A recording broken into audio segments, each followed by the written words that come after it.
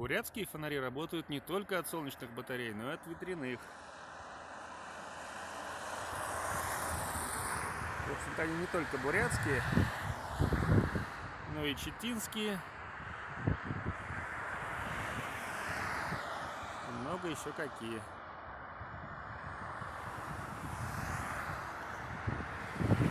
Но мы уже находимся практически в Бурятии. Скоро будет Улан-Удэ. А за ним Байкал.